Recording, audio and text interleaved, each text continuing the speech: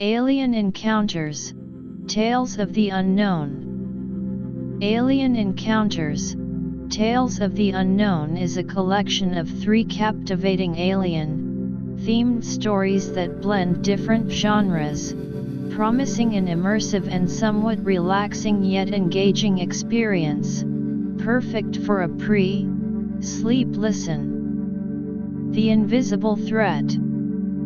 This is a suspense-filled science fiction story. Our protagonist, Jack, is jolted awake one night by his usually docile dog, Max, barking ferociously at an empty corner of the bedroom. As days pass, Jack notices a disturbing pattern of animal behavior around the city. Cats gather in strange formations, and birds crash into buildings. With the help of a mysterious animal behaviorist, Dr. Lily, Jack discovers that these oddities are linked to a strange vibration beneath the city, leading them to an abandoned factory. There, they come face to face with energy-based aliens who feed on the fear of animals and are now targeting humans. The Alien Junk Collectors. A comical soft science fiction tale. Tom, a worker at a scrapyard, has his world turned upside down when a strange, cobbled-together spaceship made of old satellite parts lands in the yard. Out come hilarious-looking aliens with colorful scales and bulb-like eyes. They're on a quest for Earth's junk, which they consider precious. Tom enters into a wacky trade with them, but chaos ensues as the aliens' misunderstandings of Earth culture cause a string of laugh-out loud incidents. The Martian Menace. A high-stakes hard science fiction adventure.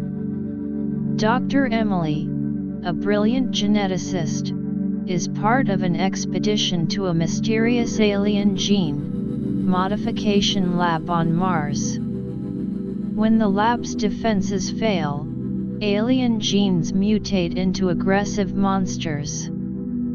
As the team battles for survival and tries to fix the system, Emily discovers a deadly gene bomb. In a heroic act, she sacrifices herself, flying the bomb into deep space to save the solar system. Chapter 1: The Invisible Threat Unveiled. In the quiet suburb of Millfield, Jack Thompson was having an ordinary evening. He had just finished a long day at work and was looking forward to a peaceful night's sleep. His faithful golden retriever, Max, lay at the foot of his bed, snoring softly. Little did Jack know that this seemingly normal night was about to take a very strange turn. It was around 2 a.m. when Jack was jolted awake by Max's sudden and intense barking. Jack groggily opened his eyes and reached for the bedside lamp. As the light filled the room, he saw Max standing rigidly, his fur on end, and his eyes fixed intently on the far corner of the bedroom. The dog's barks were deep-throated and filled with an unusual sense of fear. "Max, what's wrong, boy?" Jack asked, his voice still thick with sleep. He got out of bed and walked over to the corner where Max was focused. There was nothing there but an old bookshelf and a small, framed photograph. Jack bent down and stroked Max's head. "There's nothing here, Max. You must have had a bad dream." But Max continued to growl softly, his eyes never leaving the corner. Jack tried to calm Max down, but the dog seemed completely fixated on whatever it thought was in that corner.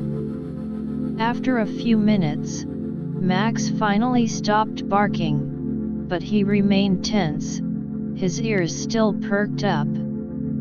Jack, now wide awake, couldn't shake the feeling that something was off.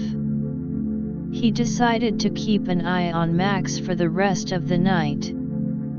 The next morning, Jack woke up feeling a bit tired from the interrupted sleep. As he was getting ready for work, he turned on the TV to catch up on the news. His eyes widened in surprise as he saw the headlines. Strange animal behavior reported across the city. Read the news ticker at the bottom of the screen. The news anchor was reporting that there had been numerous sightings of abnormal animal behavior throughout the city. In the city center, a large group of stray cats had gathered in the town square, forming a perfect circle. The cats were sitting still, their eyes closed, as if in some sort of trance. Meanwhile, in another part of the city, flocks of birds were flying erratically and crashing into the glass facades of high-rise buildings. Jack couldn't believe what he was hearing. This was the same kind of strange behavior that Max had exhibited last night. He suddenly realized that this might not be just a random occurrence. Could there be a connection between Max's behavior and these city-wide animal anomalies? Jack decided that he needed to look into this further. At work, Jack found it difficult to concentrate. His mind kept wandering back to the strange events of the night and the news reports. He worked as a journalist for a local newspaper, and this story seemed like a potential scoop. During his lunch break, he started doing some research on his laptop. He found several online forums where people were discussing similar animal behavior in other parts of the city. Some people were speculating that it could be due to a change in the Earth's magnetic field, while others thought it might be a sign of an impending natural disaster. After work, Jack decided to visit the town square where the cats had gathered. When he arrived, the cats were still there, sitting in their circular formation. A small crowd had gathered around, watching the cats with a mix of curiosity and unease. Jack took out his notepad and started asking people if they knew anything about what was going on. One elderly woman told him, "I've lived in this town for over 50 years, and I've never seen anything like this. These cats are usually all over the place, but now they're just sitting here as if they're waiting for something." Jack noticed that the cats seemed to be completely unresponsive to the people around them. He tried to get closer to one of the cats, but as soon as he got within a few feet, the cat opened its eyes and hissed at him. Jack stepped back, startled. As he was leaving the square, Jack noticed a man standing on the sidelines, watching the cats intently. The man was dressed in a long, black coat and had a pair of thick, rimmed glasses. He seemed different from the other onlookers. Jack decided to approach him. "Excuse me, sir. Do you know anything about what's happening with these cats?" Jack asked. The man looked at Jack for a moment before answering. "I might have an idea. I'm Dr. Lily Carter, an animal behaviorist. I've been studying this strange behavior in animals for the past few days. Jack introduced himself and told Dr. Lily about Max's behavior the previous night. Dr. Lily's eyes widened with interest. "That's very interesting, Jack. It seems that these animal anomalies are not isolated incidents. There's something more going on here, something that we humans might not be able to perceive." Dr. Lily invited Jack to her office to discuss the matter further. When they arrived at her office, it was filled with books, research papers, and various animal monitoring equipment. Dr. Lily sat down at her desk and motioned for Jack to take a seat. "I've been collecting data from different parts of the city," Dr. Lily said, showing Jack some graphs and charts on her computer screen. "All the data points to one thing: these animals seem to be reacting to a stimulus that is beyond our normal sensory range. It could be a high-frequency sound, an electromagnetic field, or something else entirely." Jack listened intently. But what could be causing this? And why are the animals the only ones affected? Dr. Lily leaned back in her chair. "That's the $1,000,000 question, Jack. I've been doing some preliminary research, and I've found that there's a strange pattern of energy readings in the areas where these animal behaviors are occurring. And the interesting thing is, these energy readings seem to be centered around a particular location in the city." Jack's curiosity was piqued. "Where is that?" Dr. Lily pointed to a spot on a map of the city. "It's an old, abandoned factory on the outskirts of town.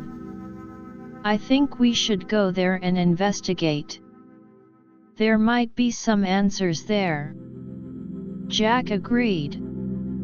The thought of uncovering the truth behind these strange events was too tempting to resist. They decided to head to the abandoned factory the next day. The following morning, Jack and Dr. Lily met at the entrance of the abandoned factory. The factory was a large, dilapidated building surrounded by overgrown weeds. The windows were broken, and the front gate was hanging off its hinges. There was an air of desolation and mystery about the place. As they entered the factory, the smell of rust and decay filled the air. Jack and Dr. Lily walked carefully, their footsteps echoing through the empty corridors. Dr. Lily was carrying a device that she had designed to detect any unusual energy readings. Suddenly, the device in Dr. Lily's hand started beeping loudly. "This is it," she said, her voice filled with excitement. "We're definitely on to something." They followed the readings to a large room at the end of the corridor. As they entered the room, they were greeted by a strange sight. The room was filled with strange, glowing devices. The devices were pulsating with a faint, blue-white light, and there was a strange humming sound in the air. Jack and Dr. Lily looked at each other, their eyes wide with surprise. "What are these things?" Jack asked. Before Dr. Lily could answer, they heard a strange, high-pitched sound. It was a sound that seemed to go right through their bodies, making their skin crawl. And then, they saw it. In the middle of the room, there was a strange, translucent figure. It was an entity that seemed to be made entirely of energy. Its form was constantly shifting and changing, and it had two large, glowing eyes that stared at them menacingly. Dr. Lily gasped. "It's an alien. An energy-based alien." The alien seemed to be aware of their presence. It let out a series of strange, clicking sounds, and suddenly, Jack and Dr. Lily felt a wave of fear wash over them. The alien began to move towards them slowly. Jack and Dr. Lily backed away, but there was nowhere to run. The room was a dead end. As the alien got closer, Jack noticed that the strange devices in the room were starting to pulsate more rapidly. The humming sound grew louder, and the energy in the room seemed to be building up. Dr. Lily quickly realized what was happening. "It's using these devices to manipulate the energy in the room. And I think it's feeding off our fear." Jack tried to stay calm. "We need to find a way out of here." "But how?" Just then, the alien let out a particularly loud screech, and the energy in the room became almost unbearable. Jack and Dr. Lily felt their bodies being pushed back by an invisible force. Jack looked around the room desperately. He noticed that some of the devices were starting to malfunction, sparks flying from their edges. In a moment of inspiration, he grabbed a metal rod from the floor and ran towards one of the malfunctioning devices. He hit the device with all his might, and it exploded in a shower of sparks. The explosion seemed to disrupt the alien's control over the energy in the room. The alien let out a scream of rage, and its form flickered. Jack and Dr. Lily took this opportunity to make a run for it. They dashed out of the room and down the corridor. The alien was hot on their heels, its screeches echoing behind them. As they reached the front entrance of the factory, they saw that the area outside was filled with more of the strange, energy-based aliens. The aliens seemed to be communicating with each other, their forms glowing brightly. Jack and Dr. Lily stopped in their tracks. They were surrounded. But then, Jack noticed something. The aliens seemed to be distracted by something. They were looking up at the sky, their attention diverted from Jack and Dr. Lily. Jack followed their gaze and saw a bright light descending from the sky. It was a spaceship. The spaceship landed a short distance away, and a group of figures emerged from it. These figures were different from the energy-based aliens. They were humanoid in shape, but they had a strange, metallic sheen to their skin. The humanoid figures seemed to be engaged in some sort of battle with the energy-based aliens. There were flashes of light and strange energy blasts. Jack and Dr. Lily took advantage of the chaos and managed to slip away. They ran as fast as they could, not looking back. When they were a safe distance away, they stopped to catch their breath. "What just happened?" Jack asked, his chest heaving. Dr. Lily shook her head. "I don't know, Jack. But I think we've just stumbled upon something much bigger than we thought. These aliens, the energy-based ones and the humanoid ones, they're involved in some sort of conflict. And we need to find out what it's all about before it's too late." Jack nodded. He knew that this was just the beginning. The events of the past few days had opened a door to a world of mystery and danger. And he was determined to uncover the truth, no matter what the cost.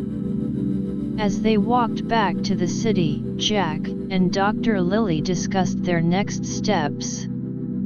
They decided that they needed to gather more information about the aliens and their conflict. They also needed to warn the authorities about the potential threat.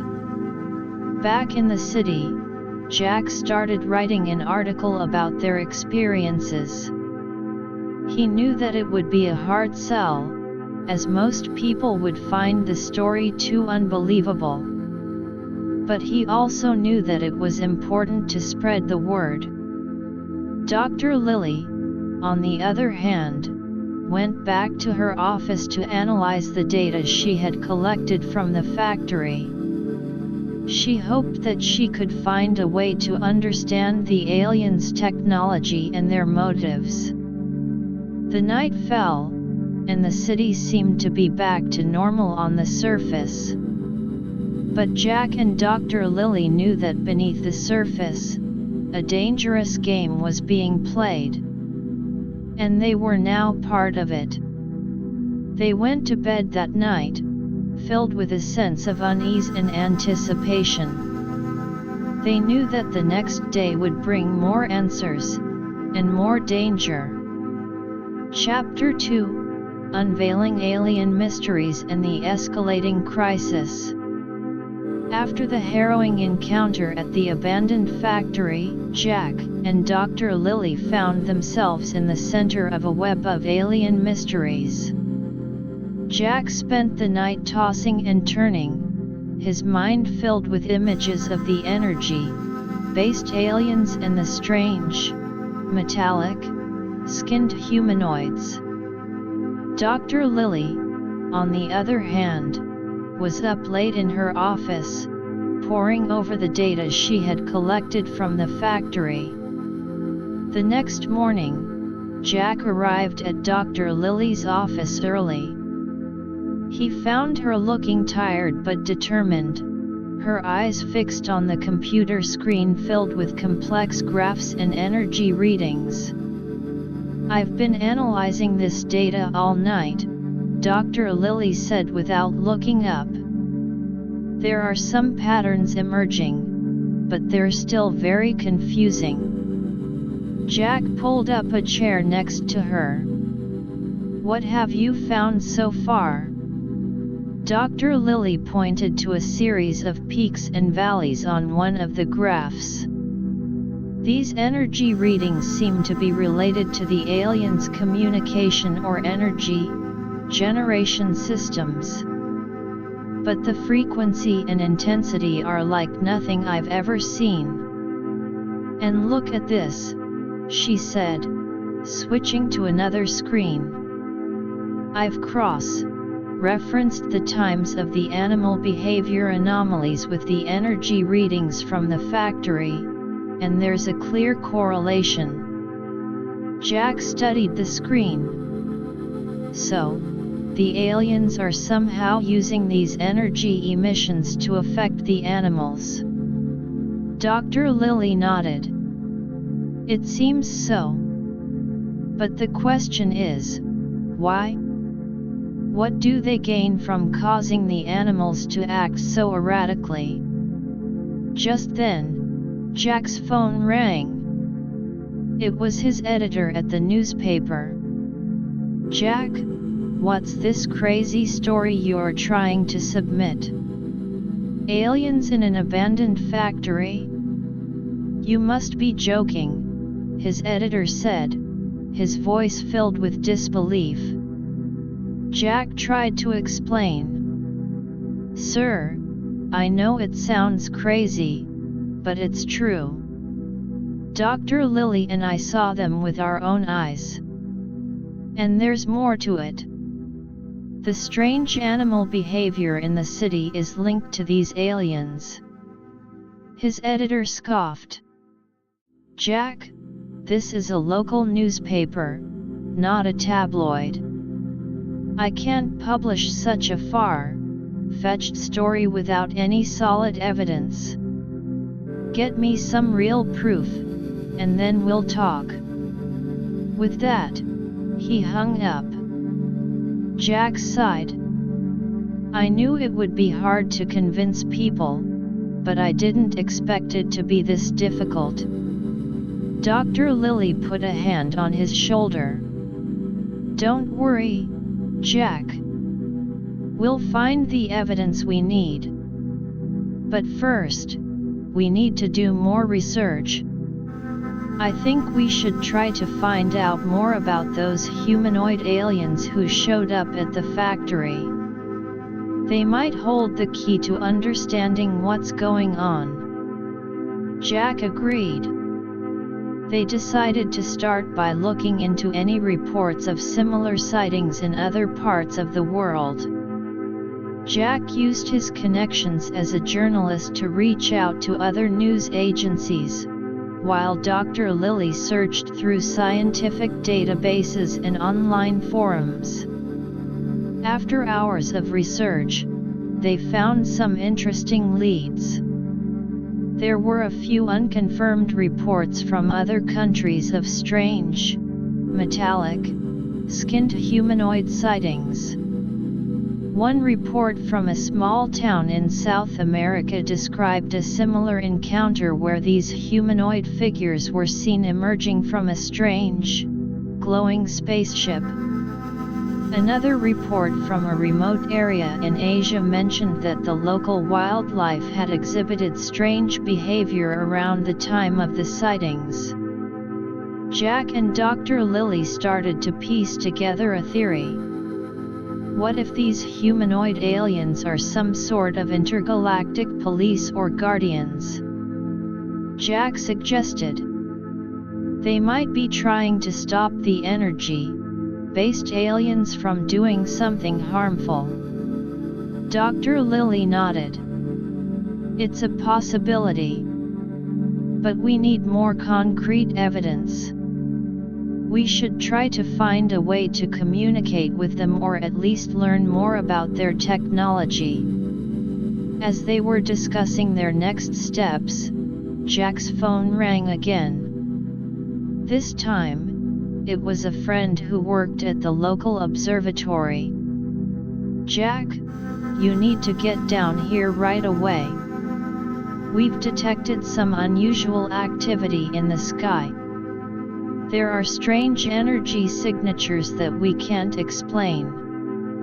Jack and Dr. Lilly quickly made their way to the observatory. When they arrived, they were led to a room filled with high-tech equipment. Jack's friend, a young astronomer named Tom, was sitting in front of a large monitor, looking worried. "Look at this," Tom said, pointing to the monitor. "These energy signatures just appeared out of nowhere. They're moving in a pattern that's not consistent with any known celestial bodies or man-made satellites." Dr. Lilly examined the data. This could be related to the aliens. Maybe they're preparing for something big. Just then, one of the other astronomers in the room shouted, "We're getting something on the radio telescope. It's a strange signal, but it doesn't seem to be in any known language or frequency band." Jack and Dr. Lilly rushed over to the radio telescope console. "Can you play it?" Jack asked. The astronomer nodded and played the recording of the signal. It was a series of strange, warbling sounds, followed by some rhythmic pulses. Dr. Lilly's eyes widened. This could be some form of alien communication. We need to analyze it. They spent the next few hours trying to analyze the signal. Dr. Lilly used some of her advanced software to break down the frequency patterns and look for any signs of a decipherable code. Jack, on the other hand, tried to compare the signal with other known alien-related signals from fictional movies and TV shows, although he knew it was a long shot. As they were working, Tom suddenly shouted, "The energy signatures in the sky are getting stronger. And they're moving towards the city." Jack and Dr. Lily looked at each other, their faces filled with concern. "We need to warn the city," Jack said. They quickly contacted the local authorities, but they were met with the same skepticism that Jack had faced from his editor. The police officer on the phone said, "Look, we can't just start panicking the city based on some strange energy readings in a made-up story about aliens. We need more proof." Jack and Dr. Lily knew they were running out of time. The energy signatures in the sky were getting closer, and they had no idea what the aliens were planning. They decided to take matters into their own hands. They left the observatory and headed back to the abandoned factory. They hoped that they might find some clues there that could help them understand what was going on and how to stop the impending crisis. When they arrived at the factory, they noticed that the area around it was deserted. The strange, glowing devices inside the factory were still there, but they seemed to be emitting a different kind of energy. The air was thick with a sense of foreboding. As they entered the factory, they heard a faint humming sound. It was different from the sound they had heard before. Dr. Lily took out her energy detection device, and it started beeping wildly. "The energy levels are off the charts," she said. "Something big is about to happen." Suddenly, they heard a loud crash from one of the rooms. They ran towards the sound and found that one of the walls had been knocked down. Standing in the middle of the debris was one of the metallic, skinned humanoid aliens. The alien looked at them with its large, glowing eyes. It didn't seem hostile, but Jack and Dr. Lily were still on their guard. Dr. Lily took a step forward. "We don't mean any harm. We just want to understand what's going on." The alien let out a series of strange sounds, and then, to their surprise, a holographic image appeared in front of them. The image showed a series of planets, some of which were glowing brightly, while others were dark and desolate. Jack and Dr. Lily looked at the image, trying to make sense of it. "Is this a warning?" Jack asked. The alien made some more sounds, and the holographic image changed. It now showed the energy-based aliens attacking a planet, causing widespread destruction. Dr. Lily gasped. "So, the energy-based aliens are the bad guys. They're some sort of intergalactic invaders." The alien nodded, or at least it made a motion that seemed like a nod.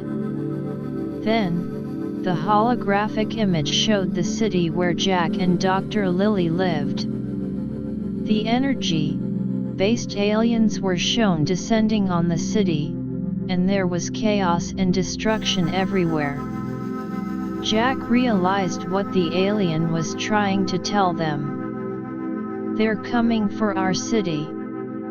We need to stop them." The alien made another sound, and a series of symbols appeared on the holographic image.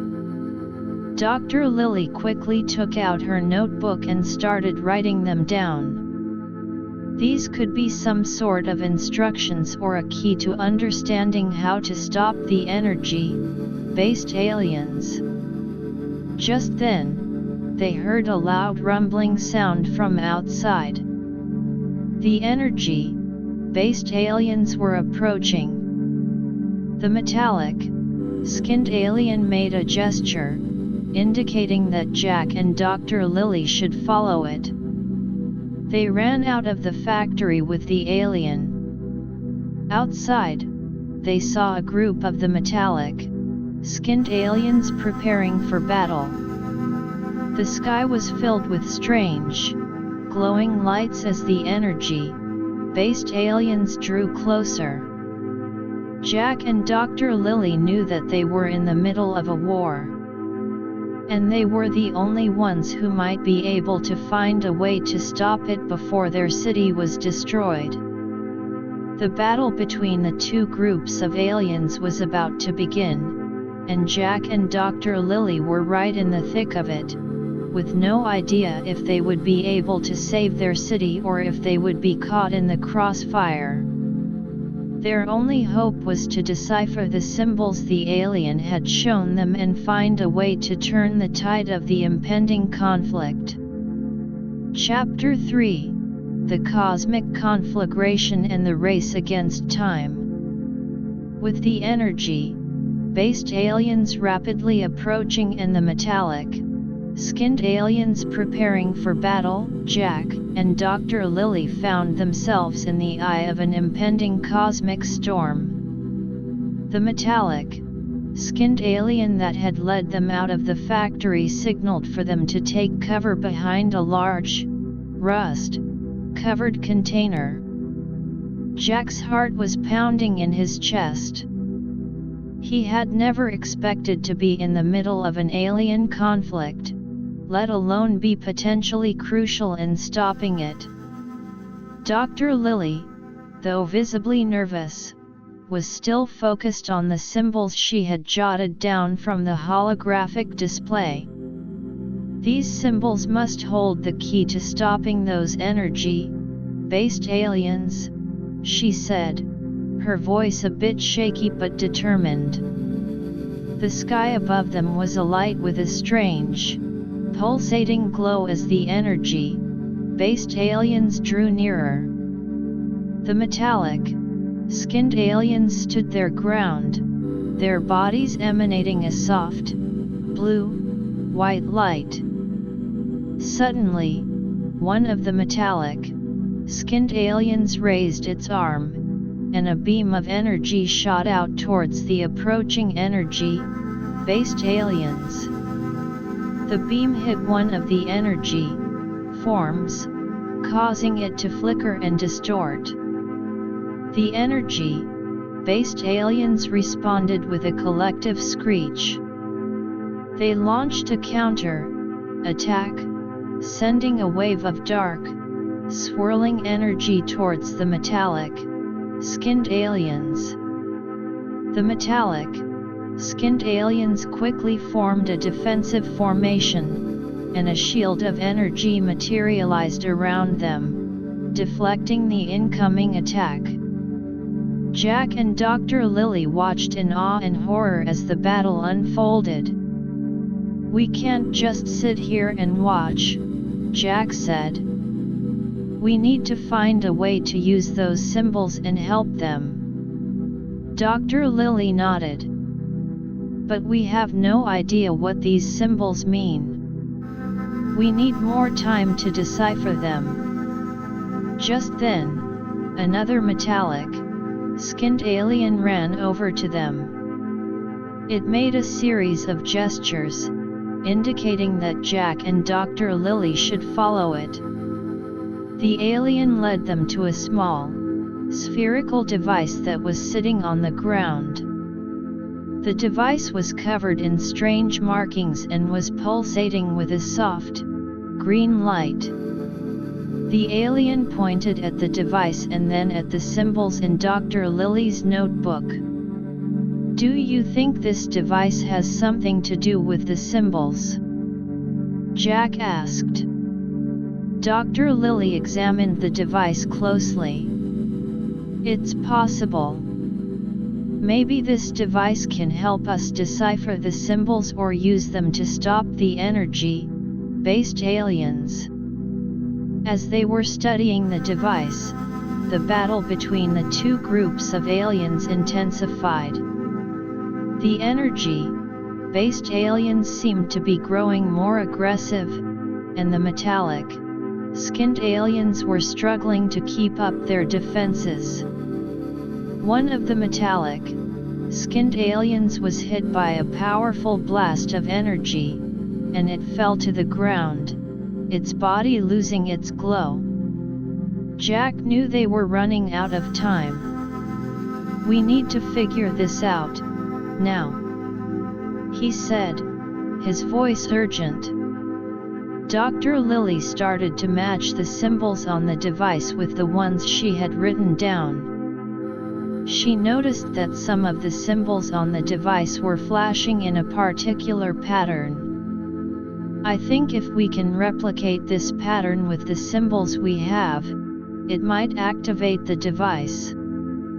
With trembling hands, she started to manipulate the symbols on the device according to the pattern she had observed. As she did, the device started to hum louder, and the green light became brighter. Suddenly, a holographic interface appeared above the device. It was filled with more symbols and strange, geometric shapes. Dr. Lily and Jack stared at it, trying to make sense of it.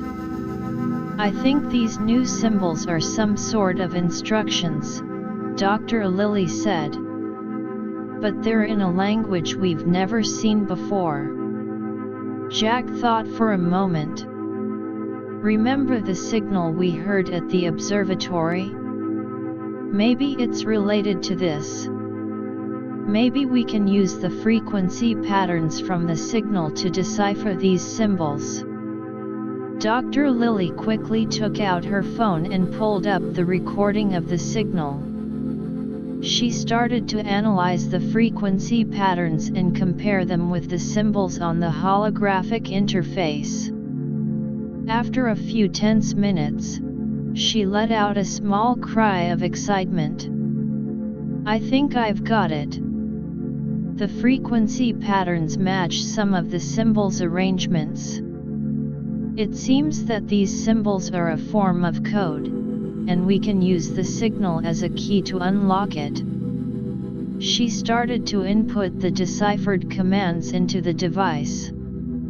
As she did, the device emitted a series of high-pitched beeps, and the holographic interface changed. Now, it showed a detailed diagram of the energy-based aliens' structure and a weak point in their energy core.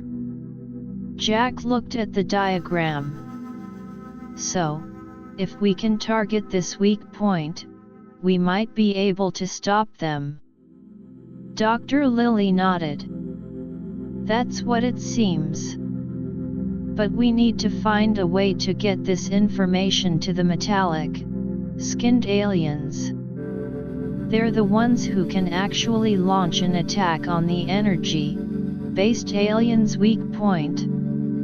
Just then, a group of energy-based aliens broke through the metallic-skinned aliens' defenses and headed straight towards Jack, Dr. Lily, and the device. The metallic-skinned aliens tried to intercept them, but they were outnumbered. Jack and Dr. Lily braced themselves as the energy-based aliens approached. One of the aliens sent a tendril of energy towards them.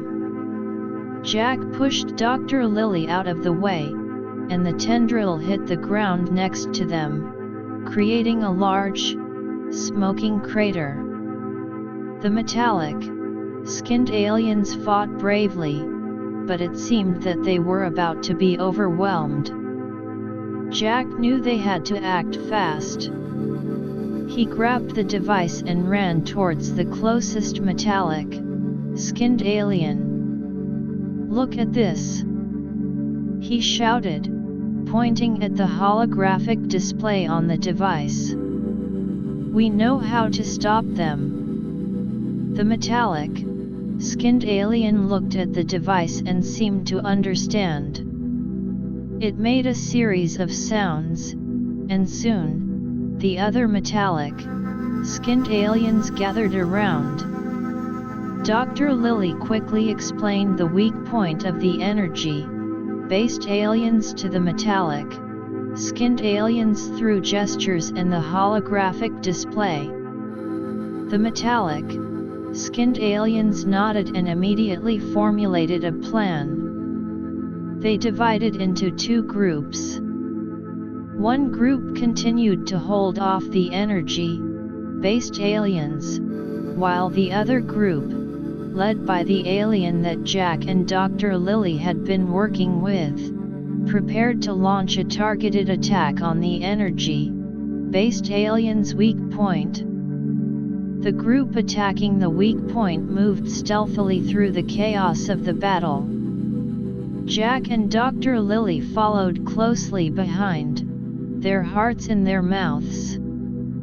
As they got closer to the main mass of energy-based aliens, they could feel the intense heat and energy radiating from them. The metallic, skinned aliens raised their arms, and a concentrated beam of energy shot towards the weak point of the energy-based aliens as indicated by the device.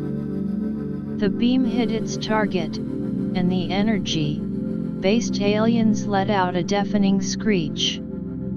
The energy-based aliens' collective form started to convulse and distort. The metallic, skinned aliens continued to pour energy into the weak point, and slowly but surely, the energy-based aliens' power began to wane. The other metallic, skinned aliens, seeing that their comrades' attack was having an effect, redoubled their efforts in the main battle. They launched a series of powerful attacks on the remaining energy-based aliens, pushing them back. With a final, ear-splitting screech, the energy-based aliens' form disintegrated. The sky, which had been filled with their menacing glow, returned to its normal state. Jack and Dr. Lily let out a sigh of relief. They had managed to help the metallic, skinned aliens defeat the energy-based aliens. The metallic, skinned aliens gathered around Jack and Dr. Lily. The leader of the metallic, skinned aliens made a series of sounds, and then a warm, friendly feeling seemed to wash over Jack and Dr. Lily. They got the sense that the aliens were expressing their gratitude. The alien that had been working closely with Jack and Dr. Lily pointed at the device. It seemed to indicate that Jack and Dr. Lily could keep it as a token of their alliance. As the sun started to rise over the city, Jack and Dr. Lily knew that their lives would never be the same. They had witnessed an intergalactic battle and played a crucial role in saving their city. But they also knew that this was just the beginning. There were still many mysteries about the aliens and the universe that they had yet to uncover. Back at Dr. Lily's office, they started to document everything that had happened. Jack wrote an in-depth article about the entire incident, this time with solid evidence and eyewitness accounts from the metallic, skinned aliens, although he had to find a creative way to explain their existence. Dr. Lily continued to study the device and the symbols, hoping to learn more about the aliens' technology and their place in the universe. The city, which had been on the verge of destruction, slowly returned to normal. But the people of the city would always remember the day when strange lights filled the sky, and two unlikely heroes, along with a group of mysterious aliens, saved them from an otherworldly threat. And Jack and Dr. Lily were determined to use their new-found knowledge and the device to protect the city and the world from any future alien incursions. As they looked towards the future, they knew that the universe was a vast and mysterious place, filled with both danger and wonder, and they were ready to face whatever came their way. Chapter 4: Aftermath and the New Cosmic Realities. In the days following the epic battle between the metallic, skinned aliens and the energy-based aliens, the city of Millfield was abuzz with a mix of relief, curiosity, and a new-found sense of awareness. Jack's article, which was finally published after presenting irrefutable evidence of the alien encounter, spread like wildfire across the globe. People were in awe of the story of how Jack and Dr. Lily had not only witnessed an otherworldly conflict but had also played a pivotal role in saving the city.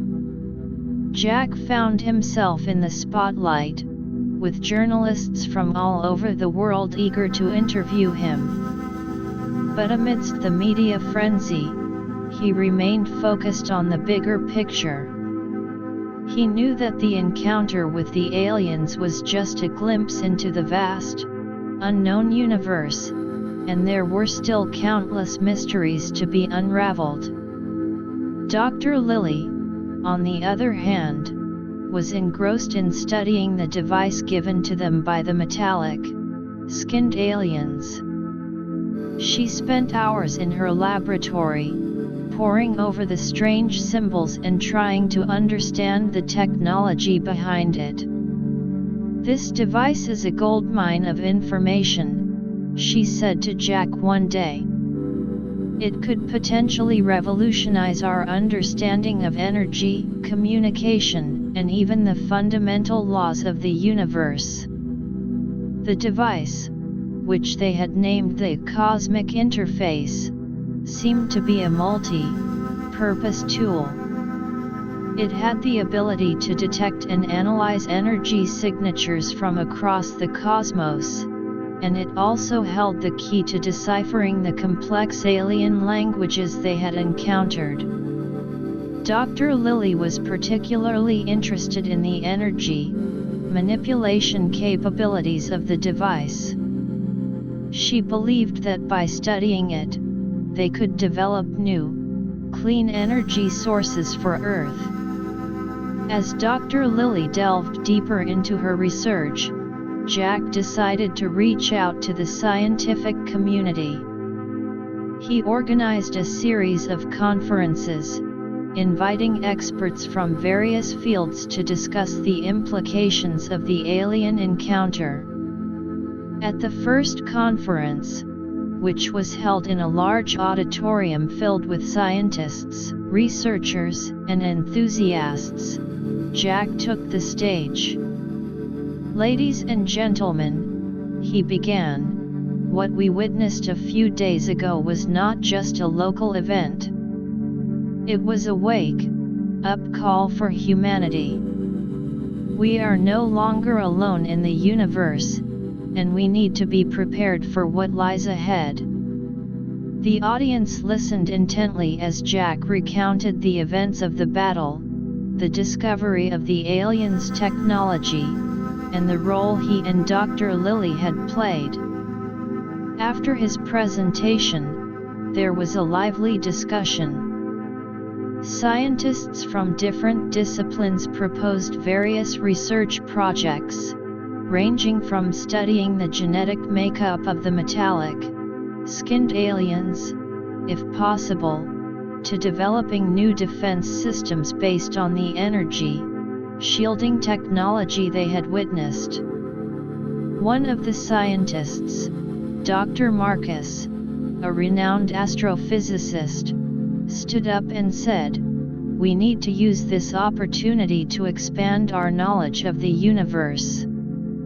The energy-based aliens and the metallic-skinned aliens are just the tip of the iceberg. There could be countless other civilizations out there, and we need to be ready to interact with them in a peaceful and scientific manner. Another scientist, Dr. Emily, a leading expert in communication technology, added, "The symbols and the communication methods used by the aliens are a whole new area of study. If we can crack their communication codes, we could potentially establish contact with other civilizations and learn from them." As the conferences continued, the international community started to take notice.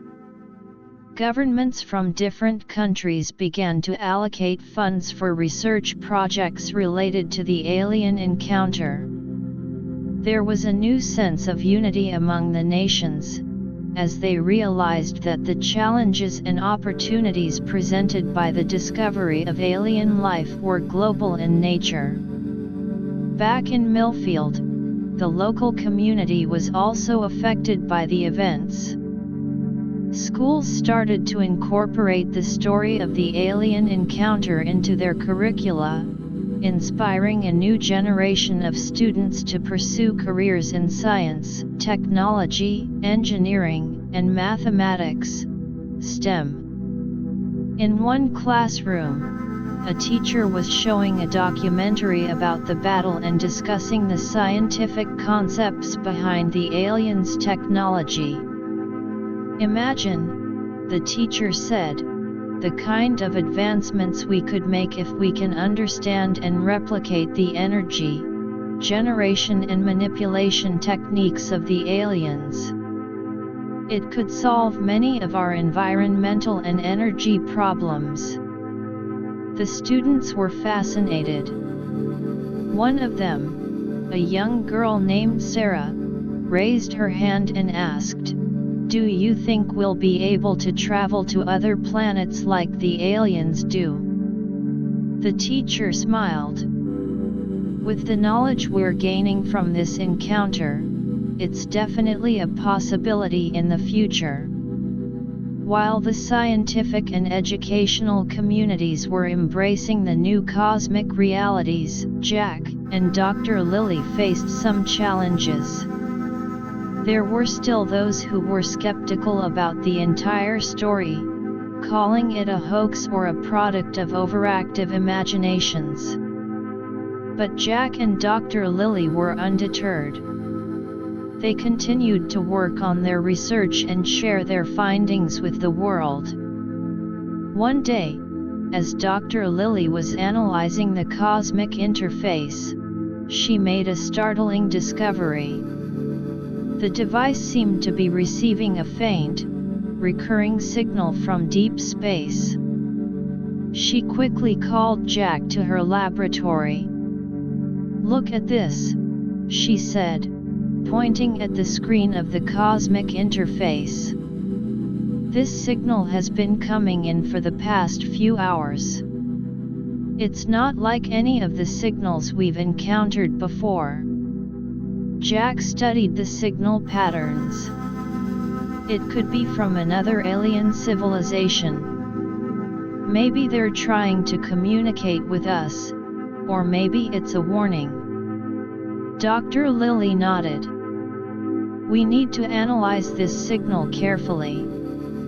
But first, we need to make sure that we can decrypt it.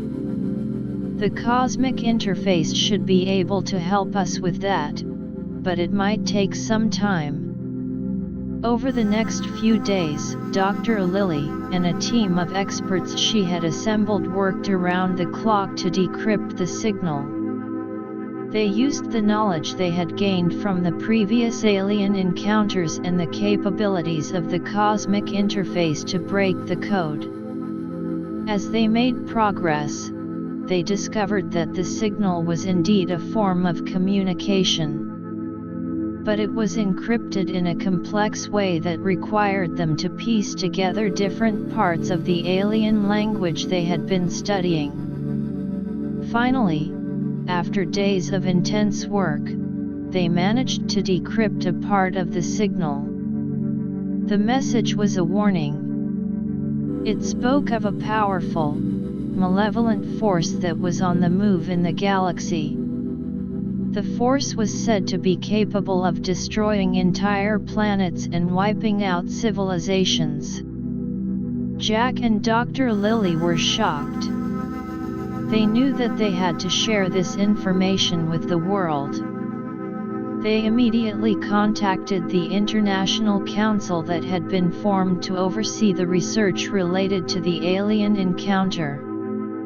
The council, upon hearing the news, held an emergency meeting. Scientists, politicians, and representatives from different countries gathered to discuss the implications of the warning. One of the politicians, a senator from a powerful nation, said, "We can't just ignore this warning. We need to start preparing ourselves, both technologically and defensively." Another representative, a scientist from a small nation, added, "But we also need to be cautious. We don't know enough about this force yet. We need more information before we can take any drastic actions." The council decided to form a special task force. The task force would be responsible for further analyzing the signal, trying to gather more information about the malevolent force, and developing strategies to deal with it if necessary. Jack and Dr. Lily were asked to be part of the task force. They knew that this was a huge responsibility, but they were ready to face the challenge. They had already played a role in saving their city from one alien threat, and they were determined to do everything in their power to protect the Earth and the entire human race from this new, unknown danger. As they left the council meeting, Jack looked at Dr. Lily. "This is just the beginning of a new chapter," he said. "We're in for a long and difficult journey, but I have a feeling that we're up to the task." Dr. Lily smiled. "Yes, we are. And with the help of the international community and the knowledge we've gained, we can face whatever comes our way." Back in their laboratory, they resumed their work on the cosmic interface, hoping to decrypt the rest of the signal and learn more about the mysterious, malevolent force that loomed over the galaxy. The city of Millfield, which had become a symbol of the new cosmic awareness, continued to thrive. But beneath the surface, there was a growing sense of urgency as the world prepared for the unknown threat that awaited them in the vast expanse of the universe. Chapter 5: Unraveling the Cosmic Threat and the Road to Preparedness. The formation of the Special Task Force marked a new phase in humanity's response to the impending cosmic threat. Jack and Dr. Lily, now integral members of the task force, found themselves at the center of a whirlwind of activity. The task force was a diverse group, consisting of top-notch scientists from various fields, military strategists, and experts in international relations. Dr. Lily, along with a team of linguists and cryptographers, was focused on decrypting the rest of the mysterious signal. The signal, though partially decoded, still held many secrets. "We're making progress," she reported to the task force during a meeting, "but this language is incredibly complex. It seems to be a combination of different dialects or perhaps a form of universal communication code used by multiple alien civilizations. The linguists were working tirelessly, referencing the decrypted parts of the signal with the symbols and language patterns they had gathered from the previous alien encounters. They hoped that by doing so, they could unlock the full meaning of the warning. Meanwhile, Jack was collaborating with the military strategists. They were in the process of assessing Earth's current defense capabilities and considering how to adapt them to face an otherworldly threat. Our current military technology is designed for terrestrial and near-Earth threats, one of the generals said. We need to think outside the box and develop new strategies and weapons, perhaps based on the alien technology we've witnessed. Jack nodded in agreement. The energy, shielding and energy-based weaponry of the metallic-skinned aliens could be a starting point. But we need to ensure that we can develop these technologies in a way that is both effective and safe.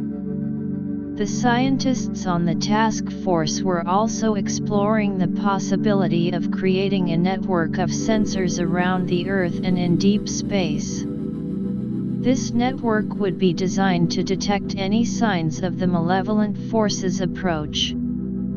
We need to be able to see this threat coming from as far away as possible, an astrophysicist explained. By setting up a comprehensive sensor network, we can gain valuable time to prepare. As the task force members worked on their respective tasks, the international community was also mobilized. Governments around the world were investing heavily in research and development projects related to the cosmic threat. There was a sense of unity and cooperation that had not been seen before. Countries that had previously been rivals were now sharing resources and knowledge. In the scientific community, there was a race to develop new technologies. Some teams were working on improving energy generation methods, inspired by the aliens' advanced energy manipulation techniques. They hoped that by harnessing more efficient and powerful energy sources, they could power new defense systems. Others were focusing on developing faster than light communication technologies, which could be crucial for coordinating a global response to the threat. Back in Millfield, the public was also getting involved. There were community-led initiatives to raise awareness about the cosmic threat. Schools and universities were hosting seminars and workshops on alien life, space technology, and the importance of being prepared. The local businesses were also contributing. Some were funding research projects, while others were developing products related to space-themed education. One such example was a local toy manufacturer. They started producing a line of educational toys based on the alien encounter.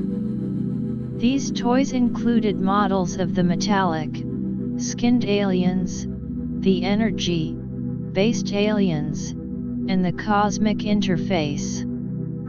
The toys came with educational booklets that explained the science behind the alien technology. We want to inspire the next generation to be interested in space and science, the owner of the toy company said. As Dr. Lilly and her team continued to decrypt the signal, they made another significant breakthrough.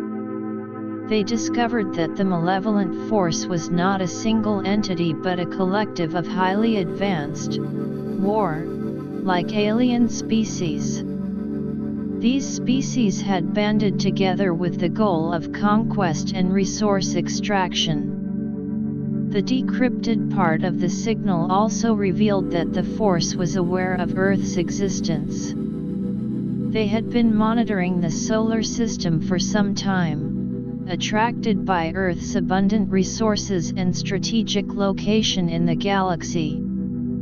"This is a serious situation," Dr. Lilly said to the task force. "We're not just facing an unknown threat, we're facing a well-organized, aggressive group that has its sights set on us." The military strategists immediately started to develop contingency plans.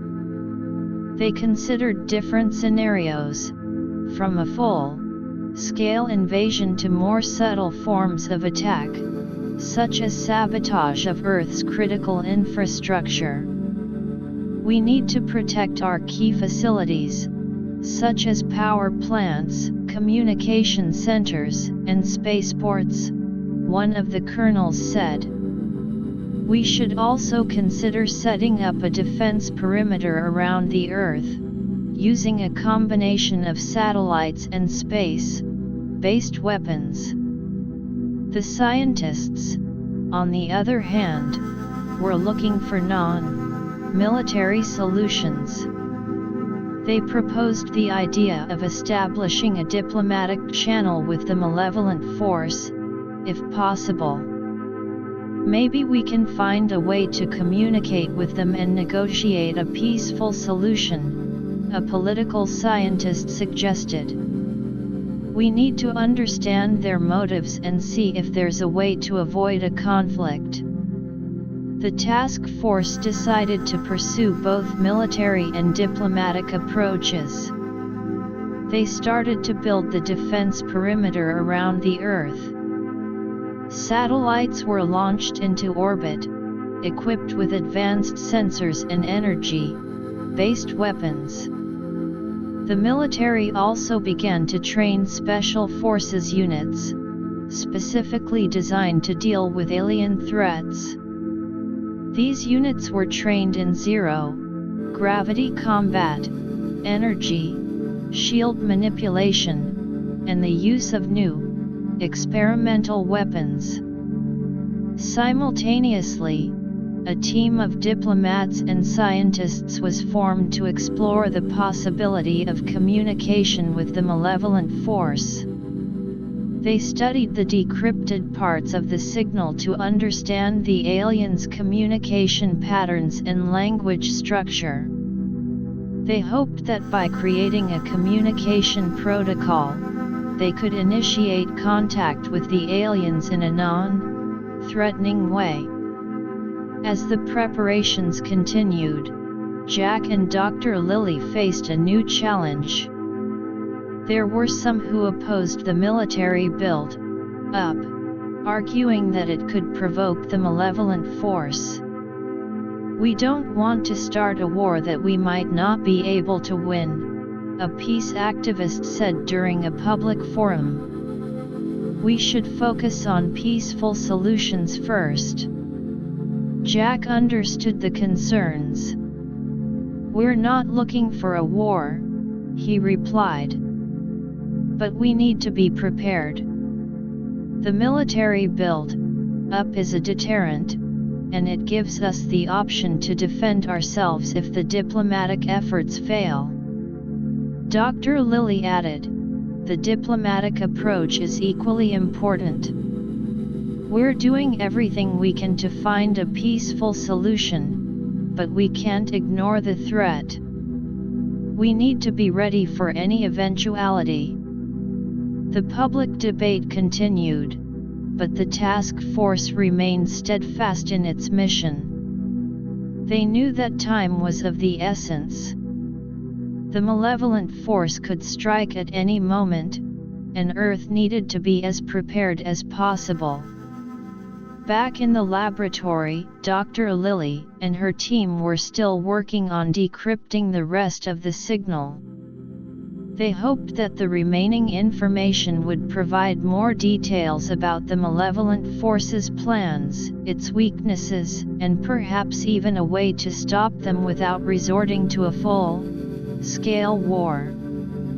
As the days turned into weeks, the preparations on Earth were in full swing. The defense perimeter was gradually taking shape, and the diplomatic team was making progress in developing a communication protocol. But the question remained, would these efforts be enough to face the powerful, malevolent force that lurked in the depths of the galaxy?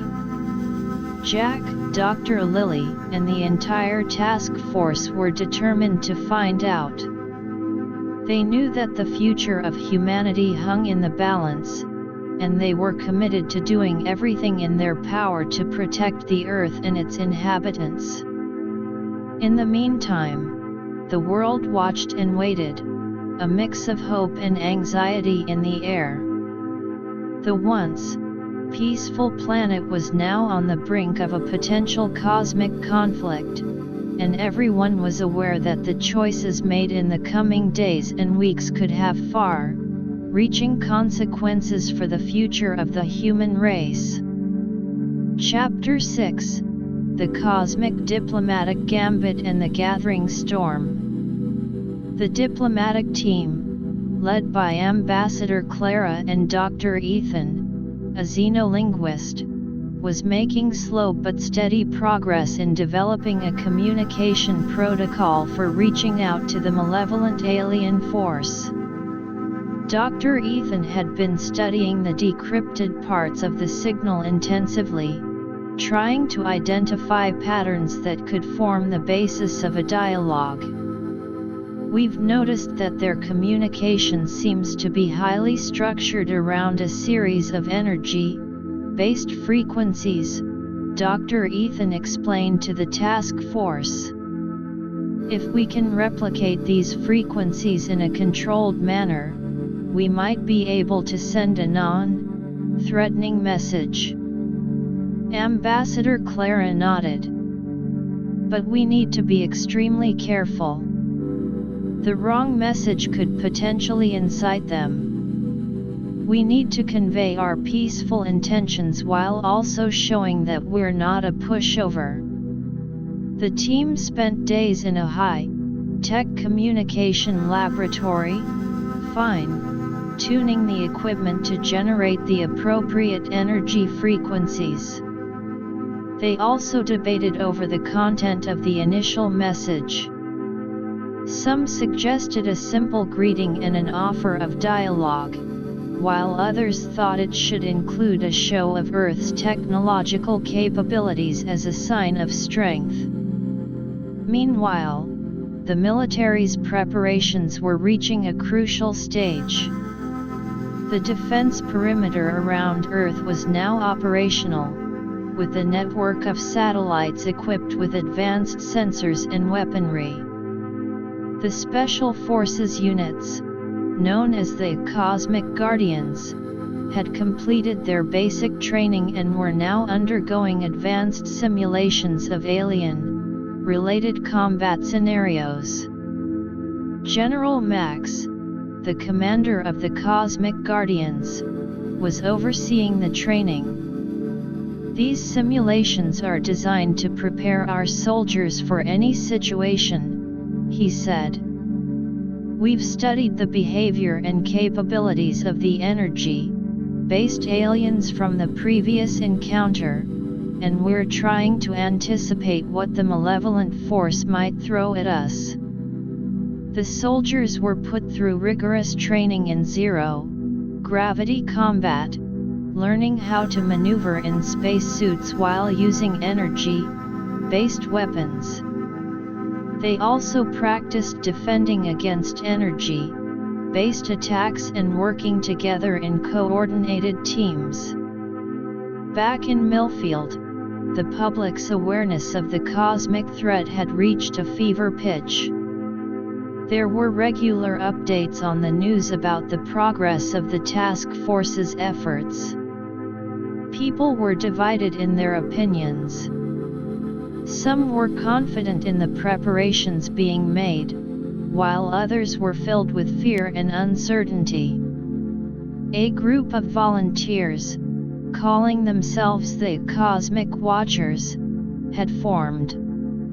They were using amateur telescopes and simple sensors to monitor the sky, hoping to detect any signs of the malevolent force's approach. "We might not have the high-tech equipment of the task force," one of the volunteers said, "but every little bit of information could be useful."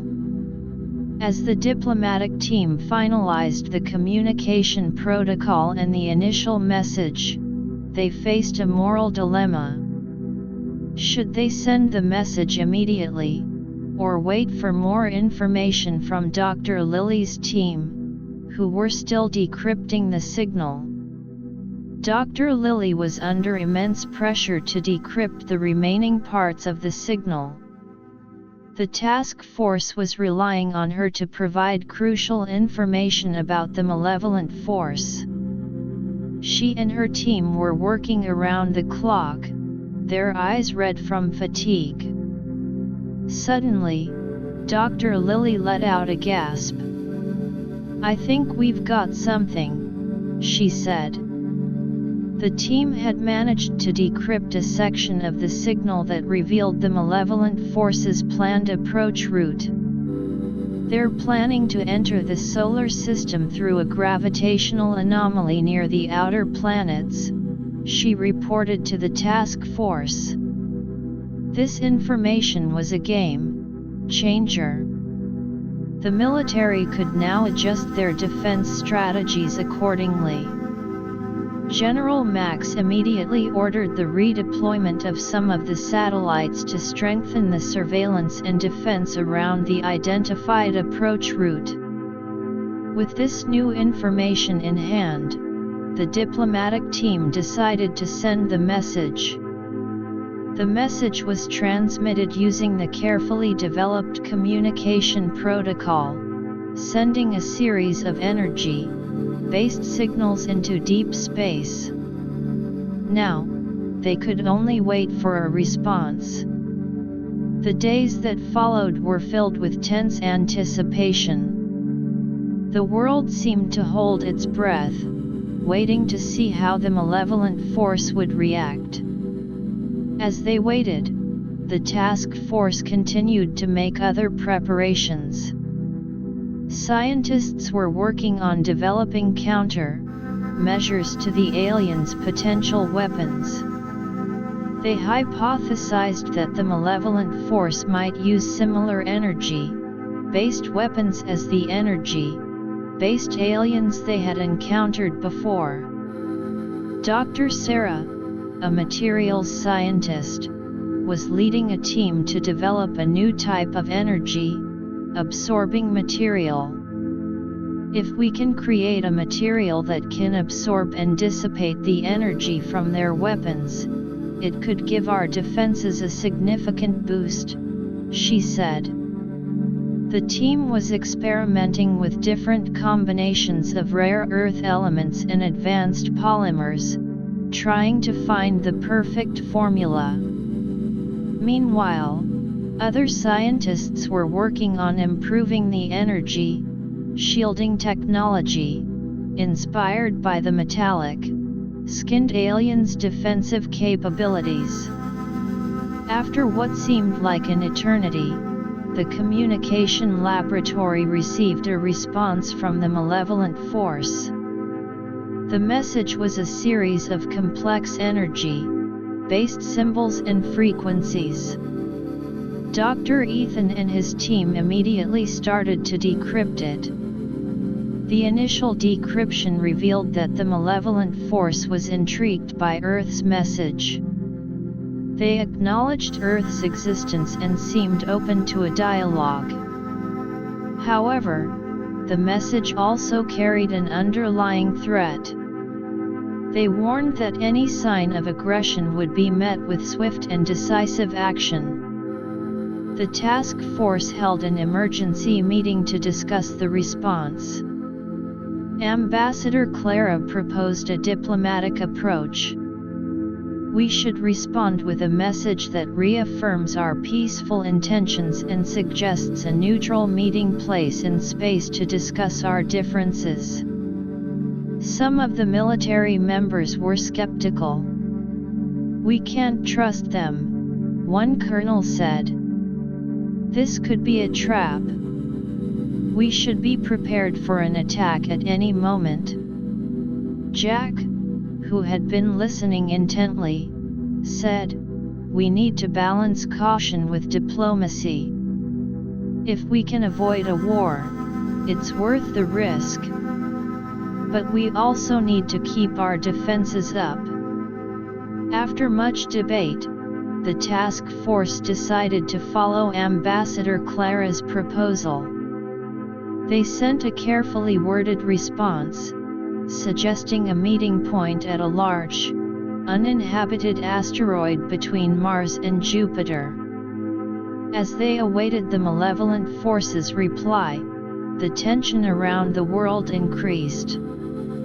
The military was on high alert, and the public was becoming more anxious. The Cosmic Guardians were put on standby, ready to be deployed at a moment's notice. The malevolent force responded, agreeing to the meeting proposal. However, they set a time limit of 1 week for the meeting. This short notice put additional pressure on the task force. They needed to prepare a team to represent Earth at the meeting, while also ensuring that the planet's defenses were at their peak. Ambassador Clara started to assemble a delegation. She chose a team of diplomats, scientists, and military observers. Dr. Lily was also included in the team, as her knowledge of the aliens' technology and the decrypted signals was invaluable. The team spent the next few days preparing for the meeting. They studied the malevolent force's communication patterns, trying to anticipate their demands and possible responses. They also developed a set of negotiation strategies, with the aim of reaching a peaceful resolution. As the day of the meeting approached, the world watched with bated breath. The spaceship carrying the Earth delegation launched into space, heading towards the designated meeting point. Jack, who had remained on Earth to coordinate with the military, could only hope that the diplomatic gambit would succeed. The fate of humanity seemed to hang in the balance as the delegation moved closer to the unknown, ready to face the malevolent force in a bid to secure peace for Earth. On the spaceship, Dr. Lily couldn't help but feel a sense of trepidation. She knew that the next few hours could determine the future of the planet. "We've come so far," she said to Ambassador Clara. "I hope our efforts will pay off." Ambassador Clara nodded. "We have a strong team, and we're well prepared. Let's hope for the best." As the spaceship entered the vicinity of the asteroid, they could see a large, dark spaceship waiting. The malevolent force had arrived, and the stage was set for a crucial encounter that could either lead to peace or plunge Earth into a cosmic war. Chapter 7: The Cosmic Conclave, Negotiations and Perils. The Earth's delegation's spaceship slowly approached the large, ominous vessel of the malevolent alien force hovering near the uninhabited asteroid. The sheer size of the alien ship was daunting. It loomed like a colossal shadow against the backdrop of the star-filled cosmos. Its surface was covered in strange, angular protrusions that seemed to pulse with a faint, menacing glow. Inside the Earth's spaceship, The atmosphere was thick with tension. Ambassador Clara, at the helm of the delegation, took a deep breath and addressed the team. "Remember, our goal is to find a peaceful solution. But we must also be firm and not show any signs of weakness." Dr. Lily, her eyes fixed on the sensors monitoring the alien ship's energy signatures, nodded.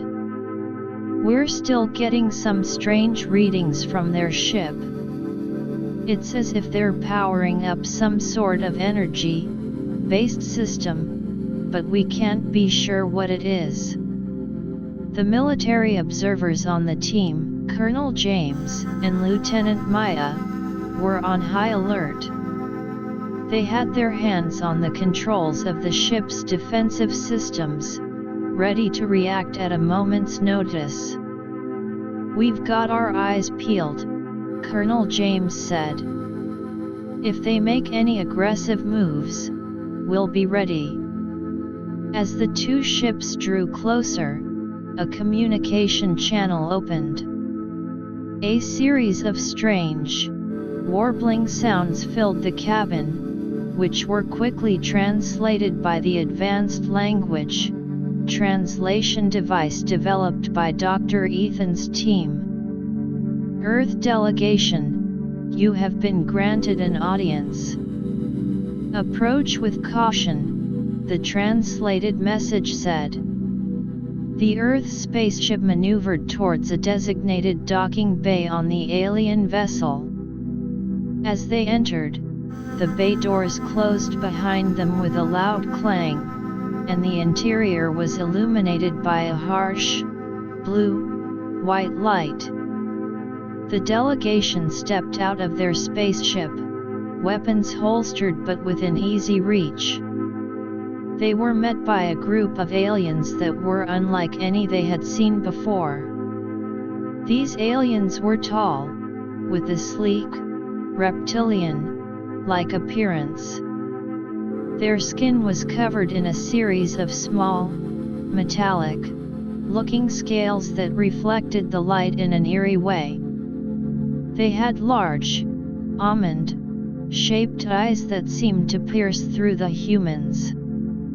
An alien that appeared to be their leader stepped forward. It let out a series of guttural sounds, which were translated as, "I am Zorg, leader of the Coalition of the Ascended. You have summoned us here. State your intentions." Ambassador Clara stepped forward, her posture confident. "We, the representatives of Earth, come in peace. We understand that there may be misunderstandings between us, and we wish to resolve them through dialogue." Zorg let out a low growl, which might have been a form of laughter. "Peace? Your kind has shown signs of technological advancement, which we cannot ignore. In our experience, such advancements often lead to aggression." Dr. Lily spoke up. "Our advancements are for the betterment of our species and for peaceful exploration of the universe. We have no intention of causing harm to others." Zorg's eyes narrowed. "Your words are easy, but actions speak louder. We have been observing your planet. The military build-up around it is a cause for concern." Colonel James interjected, "The build-up is for defensive purposes only. We've faced threats from other alien species before, and we're simply trying to protect ourselves." Zorg seemed to consider this for a moment. "Your previous encounters are of no concern to us. But we cannot allow any potential threat to our expansion plans." Ambassador Clara seized the opportunity. "Expansion? Perhaps there's a way we can work together. Earth has resources and a unique perspective that could be beneficial to your coalition. Zork let out a series of rapid-fire sounds. What resources do you offer? And why should we trust you? Dr. Lily stepped forward again.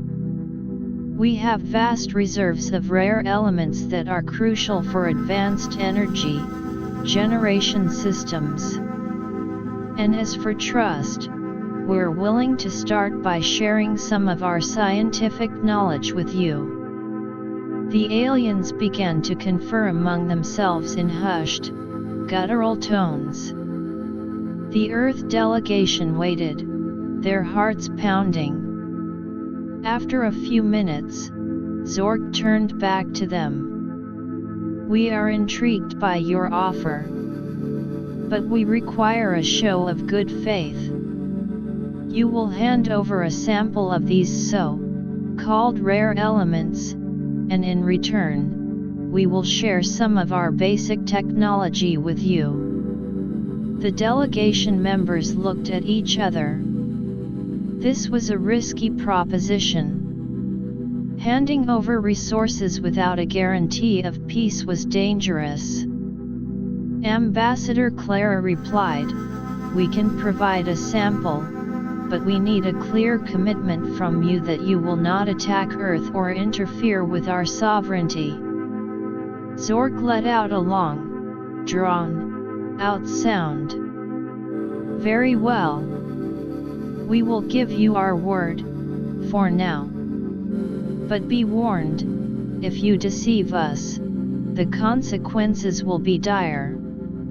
The Earth delegation agreed, and arrangements were made to transfer a sample of the rare elements. As the exchange was taking place, Dr. Lily noticed some unusual activity on the alien ship. Some of the crew members were scurrying around a large, cylindrical device that was emitting intense energy readings.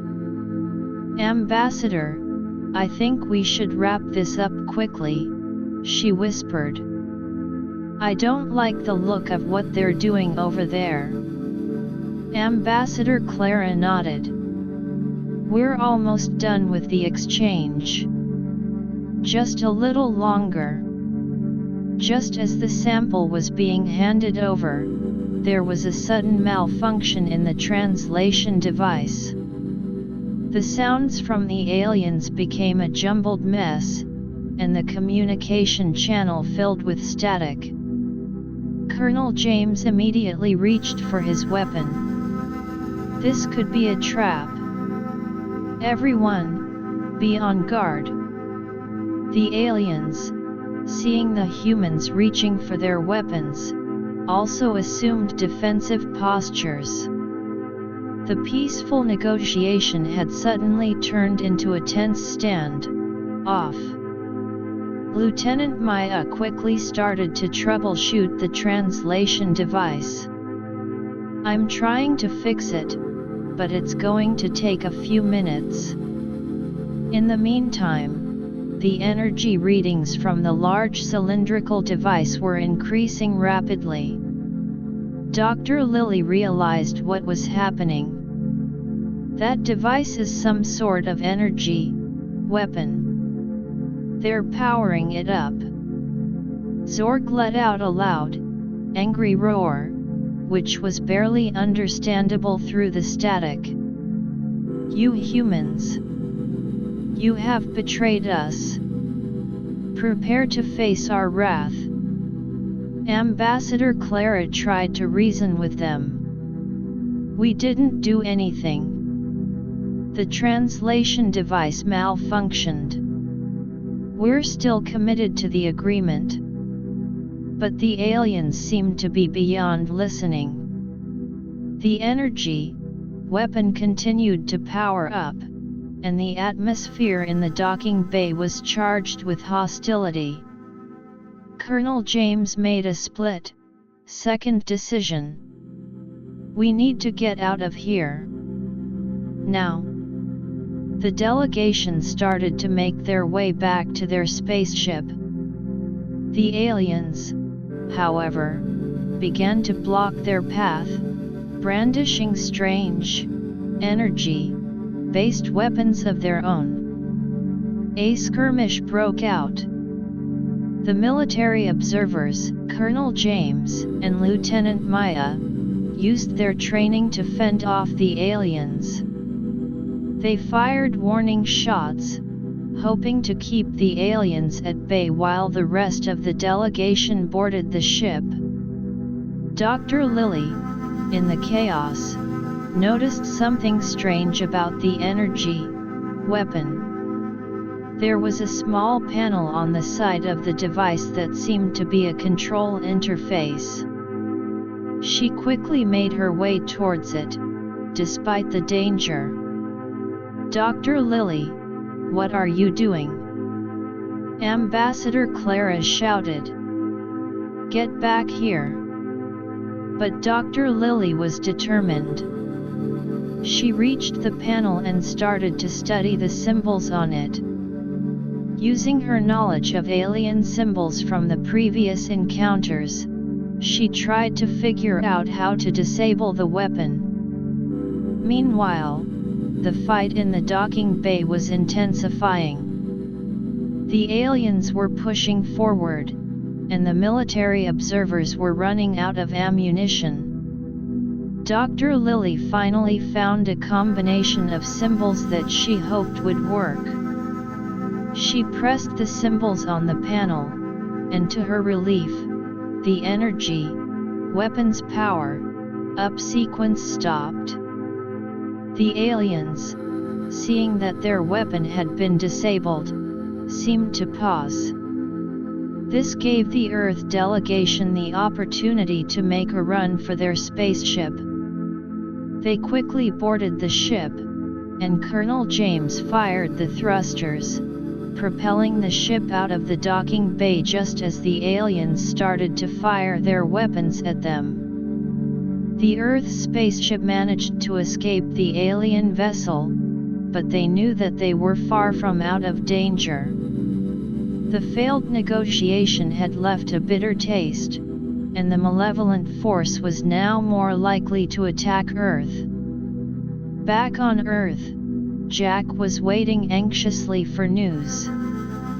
When the spaceship's communication channel opened, he listened in horror as Ambassador Clara recounted the events of the negotiation. "We need to prepare for an attack," Jack said.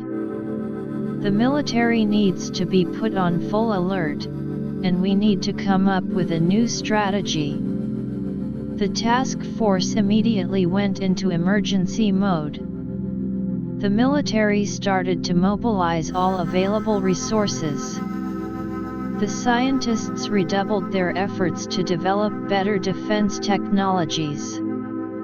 The world, which had been hoping for a peaceful resolution, was now faced with the very real possibility of a cosmic war.